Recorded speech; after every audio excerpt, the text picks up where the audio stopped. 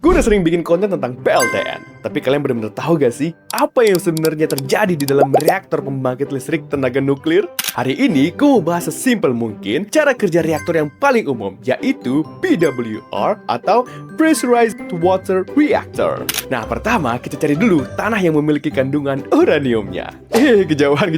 Kita bahas dari uranium yang udah masuk reaktornya ya. Jadi, setelah uranium yang udah diperkaya masuk ke dalam reaktor dan reaksi fisi dimulai, reaksi itu ngeluarin panas yang luar biasa besar. Inti bahan bakarnya bisa sampai 1600 derajat Celcius. Tapi, air di dalam reaktor nggak mendidih. Kenapa? Karena air yang ditekan tinggi banget pakai alat yang namanya pressurizer. Bikin titik didihnya jadi tinggi banget. Air panas ini muter dalam loop tertutup yang kita sebut loop primer. Dia jalan terus dan masuk ke alat yang namanya steam generator. Nah, disinilah sihirnya terjadi. Air panas dari reaktor tadi nggak langsung jadi uap, tapi dia jadi pemanas air lain di pipa sebelahnya. Air kedua inilah yang berubah jadi uap panas, dan uap inilah yang muterin turbin. Turbinnya muter, nyalain generator, dan jadilah listrik yang nyalain rumah dinas, kantor DPR, mobil listrik pejabat, hingga HP para buzzer.